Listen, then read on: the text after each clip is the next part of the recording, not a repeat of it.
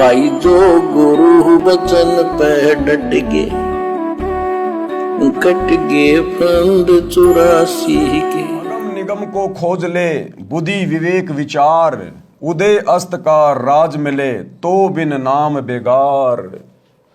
सतगुरुदेव क्या कह रहे हैं कि हे नादान प्राणी, इन शास्त्रों को पढ़कर, महापुरुषों के इतिहास को पढ़कर जो पहले घटनाएं घटित हो चुकी हैं, जो आगे तेरे साथ में बनेगी, तो उसके ऊपर थोड़ा सा विचार कर ले, थोड़ा सा बुद्धि विवेक लगा।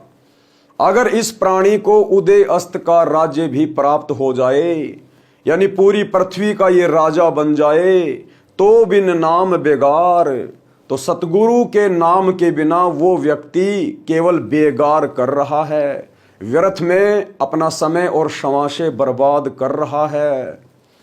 आज भारत देश का प्रधानमंत्री या देश का सबसे बड़े से बड़ा व्यापारी जैसे मुकेश अंबानी 20 लाख करोड़ की संपत्ति का मालिक है, प्रधानमंत्री देश का राजा है, सर्वशक्तिमान है।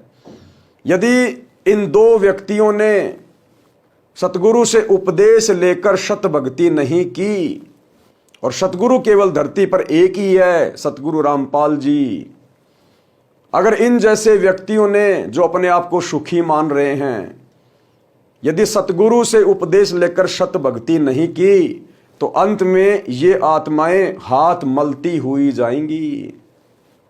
ये वर्तमान में जो भी कुछ कर रहे हैं केवल बेगार कर रहे हैं, बेगार। आप और हमें लगता है कि ये तो बहुत कुछ प्राप्त कर रहे हैं, बड़ी संपत्ति का मालिक है, देश विदेश में कारोबार है, बड़े बड़े मंत्री प्रधानमंत्रियों से इनके संपर्क हैं, जानकारी हैं, लेकिन अंत समय में जब इनकी मृत्यु होगी, क्योंकि अमर तो कोई रहेगा नहीं, जाना तो सबको पड़ेगा, मंत्री को भी प्रधानमंत्री को भी, लेकिन अंत समय में बिना सतगुरु की सतभक्ति के ये आत्माएं खाली हाथ जाएंगी परमात्मा के दरबार में, धर्मराज के दरबार में नंगे होके खड़े होंगे। और परमात्मा पूछेगा क्या कमा के लाया, तेरे को मनुष्य जन्म दिया था। फिर वहां इनके पल्ले कुछ नहीं होगा सिवाय नीची गर्दन करके खड़े होने के। क्योंकि यहां तो हमें ये बहुत पैसे वाले दिखाई दे रहे हैं, बहुत ज्यादा सुख प्राप्त दिखाई दे रहे हैं, लेकिन सतगुरु की शत भक्ति के बिना इनके पास में कुछ भी नहीं रहेगा।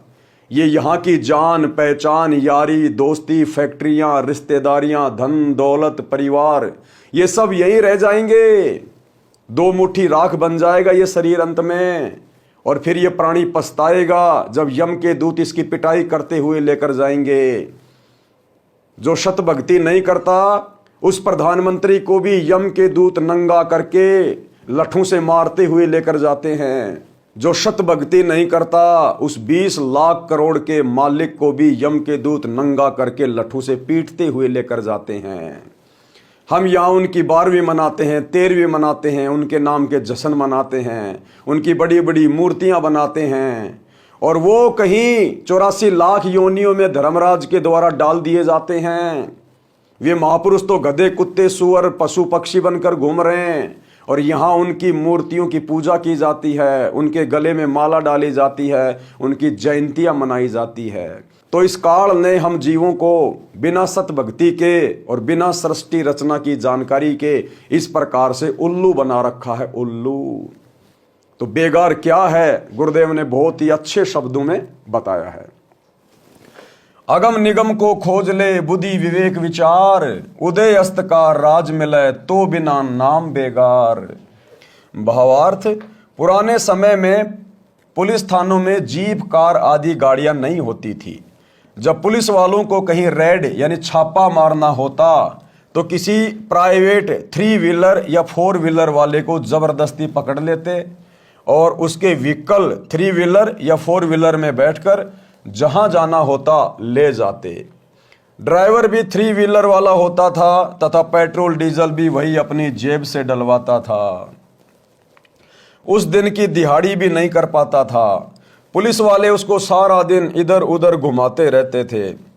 आम व्यक्ति तो ये विचार करता था कि ये 3 व्हीलर वाला आज तो बहुत ज्यादा कमाई करेगा, सारा दिन चला है, परंतु उसका मन ही जानता था उस दिन उसके साथ क्या बीती होती थी।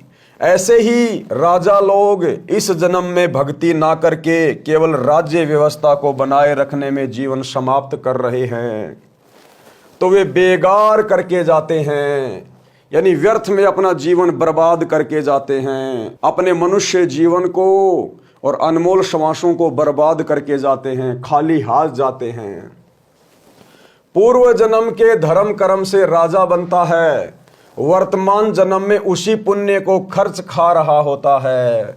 जनता को तो लगता है कि राजा बड़ी मौज कर रहा है, आध्यात्मिक दृष्टि से वह बेगार कर रहा है, बेगार अपनी पिछले जन्मों की भक्ति कमाई को खा खर्च के नष्ट कर रहा है और अपने अगले जीवन को नरकमय बना रहा है, नरक में, बिना सतगुरु की भक्ति के। क्योंकि परमात्मा के दरबार में इस संसार की संपत्ति का कोई महत्व नहीं है। परमात्मा के दरबार में तो भक्ति की कमाई की वैल्यू है, भक्ति धन की। कबीरा सब जग निर्धना, धनवंता ना कोई, धनवंता सो ही जानिए जिसके पास राम नाम धन होए।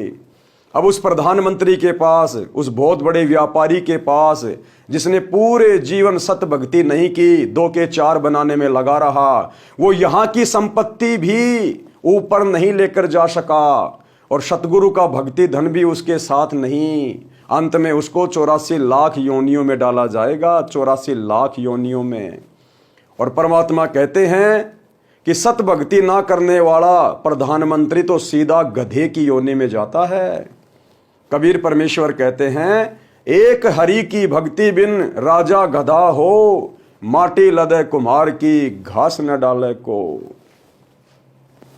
भक्ति कमाई नहीं कर रहा है। यदि व्यक्ति पूर्ण गुरु से दीक्षा लेकर भक्ति नहीं करता है तो उसको चाहे उदय अस्त का यानी पूरी पृथ्वी का राज्य भी मिल जाए तो भी वह 3 व्हीलर वाले की तरह व्यर्थ ही मारो मार यानी गहमा गहमी कर रहा है।